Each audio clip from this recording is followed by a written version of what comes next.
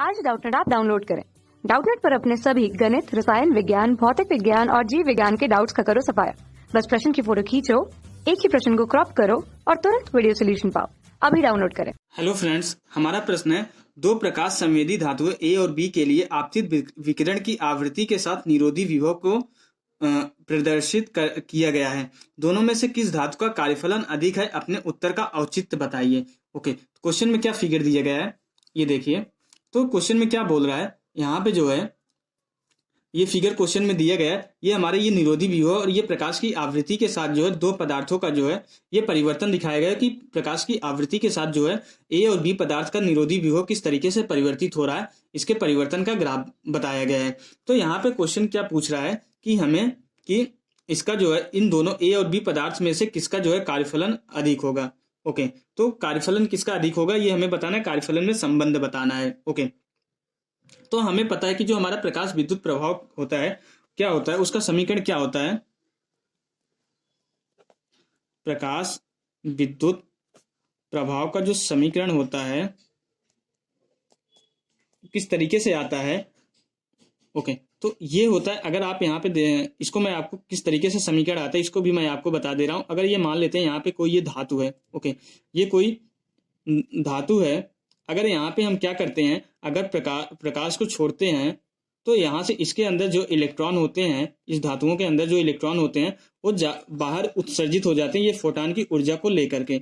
Okay, ये इसकी एचमी ऊर्जा होती है, फोटॉन की ऊर्जा को लेकर के ये जो है इलेक्ट्रॉन बाहर उत्सर्जित हो जाते हैं। ओके, तो यहाँ पे जो है अब यहाँ पे जो फोटॉन की ऊर्जा एचमी होती है ये कहाँ जाती है, क्योंकि हमें पता है ऊर्जा संरक्षण का सिद्धांत होता है, ऊर्जा तो न तो नष्ट की जाती है न उत्पन्न की जाती है, ये एक प्रकार की ऊर्जा दूसरे प्रकार की ऊर्जा में बदलती रहती है। तो ये जो फोटॉन की एचमी ऊर्जा होती है ये जो है इलेक्ट्रॉन को जो उत्सर्जित करने में निकलती है। तो ये इलेक्ट्रॉन जो है ये एचमी की ऊर्जा को लेकर के जो है यहाँ मेटल से निकलने में जो खत्म करता है। मेटल से अगर इस धातु से निकल रहा है तो कुछ ना कुछ इलेक्ट्रॉन को कार्य करना पड़ेगा, तो वो कार्य करने में खत्म होती है, तो ये हमारा कार्यफलन इसको बोलते हैं। ओके, तो कार्य करने में खत्म होती है और इसको निकलने के बाद जो बची हुई ऊर्जा होती है इस यहाँ पे जो है इसकी गतिज ऊर्जा के रूप में संरक्षित हो जाती है। तो ये जो है ई वी नॉट हो जाता है हमारा। यहाँ पे वी नॉट जो हमारा निरोधी विभव ही होता है और एच मी जो है प्रकाश की आवृत्ति होती है, एच जो है प्लांक नियतांक होता है, ये जो है इलेक्ट्रॉन पे आवेश होता है, ये फाई जो है कार्यफलन होता है जो कि हमारा जो है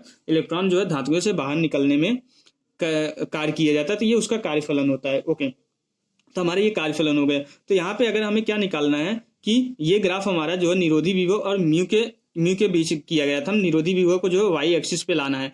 तो यहाँ से जो हम क्या करेंगे, ई वी नॉट बराबर हो जाएगा एच म्यू माइनस जो है फाई के बराबर। यही हमारा प्रकाश विद्युत प्रभाव का जो है समीकरण यही होता है हमारा, ई वी नॉट बराबर एच म्यू माइनस फाई। ये जो है निरोधी विभव और प्रकाश की आवृत्ति में जो संबंध बताता है। इलेक्ट्रॉन पे आवेश ई, एच और फाई ये तीनों कांस्टेंट होते हैं, नियतांक होते हैं। तो यहाँ से अगर हम देखें तो वी नॉट बराबर क्या हो जाएगा हमारा, H divided by E into mu minus phi के बराबर हो जाएगा। ओके, तो ये जो है हमारा ये हमारा किसका ग्राफ है, y बराबर जो है mx प्लस सी से अगर तुलना करें, ये समीकरण 1 मान ले और ये समीकरण 2 मान ले, तो y बराबर mx प्लस सी जो है ये हमारा सरल रेखा का जो है स्टैंडर्ड समीकरण होता है। ओके, तो अगर इसकी तुलना करें तो यहाँ पे x के साथ x एक्सिस में हमारा म्यू है प्रकाश की आवृत्ति, तो x के साथ हमारा क्या है, इसकी प्रवणता h डिवाइडेड बाई ई है, और हमारा जो है यहाँ से अगर ई से डिवाइड करेंगे तो यहाँ भी ई का आएगा। तो और ये जो अंतःखंड है फाई डिवाइडेड बाई ई जो है हमारा ये किसके बराबर है, ये अंतःखंड के बराबर है। ओके, तो अगर अब हम ग्राफ को देखें, ये हमारा बी के लिए है और ये हमारा ए के लिए है ग्राफ। तो अगर हम देखें कि किसका अंतःखंड वाई एक्सिस पे ज्यादा बन रहा है, तो इस ए वाले का जो है अंतःखंड ज्यादा बन रहा है। तो यहाँ से अगर हम क्या बोले कि जो phi naught dash divided by E की जो वैल्यू है, ये हमारे ये फाई नॉट से डिनोट करते हैं, तो ये फाई नॉट से डिनोट कर ले रहे हैं।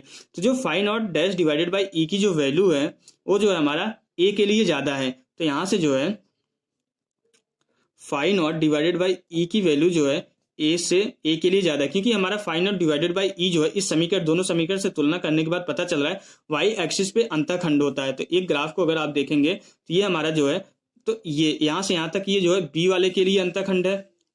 ओके, यहाँ से यहाँ तक इस बी वाले के लिए अंतःखंड है, यहाँ से यहाँ तक इस ए वाले के लिए अंतःखंड है। तो अंतःखंड जो है हमारा ए वाले के लिए जो है ए वाले पदार्थ के लिए ज्यादा है बी वाले की तुलना में। ओके, इसलिए फाई नॉट डिवाइडेड बाई ई ए के लिए हमारा ज्यादा होगा किससे, ये हमारा ए के लिए ये हमारा फाई डैश है, फाई नॉट डिवाइडेड बाई ई हमारे किसके लिए है, बी के लिए ज्यादा होगा। ओके, ई तो दोनों में समान ही होगा क्योंकि इलेक्ट्रॉन पे आवेश तो समान ही होते हैं, तो यहाँ से ये पता चलता है हमारा जो है फाई नॉट डैश जो है हमारा फाई नॉट से ज्यादा होगा। ओके, मीन्स हमारा ए के लिए जो कार्यफलन होगा वो बी के कार्यफलन से ज्यादा होगा। मीन्स हमारा ये जो है ए का कार्यफलन है और ये हमारा बी का कार्यफलन है। तो कौन सी धातु के लिए जो कार्यफलन ज्यादा होगा, ए वाली धातु के लिए जो है कार्यफलन ज्यादा होगा बी वाली की धातु से। Okay, thank you. कक्षा 6वीं से 12वीं से लेकर नीट, IIT, JEE वो एडवांस के लेवल तक 1 करोड़ से ज्यादा छात्रों का भरोसा। आज ही डाउनलोड करें डाउटनेट ऐप या व्हाट्सएप करें अपने सारे डाउट्स 8400 400 400 पर।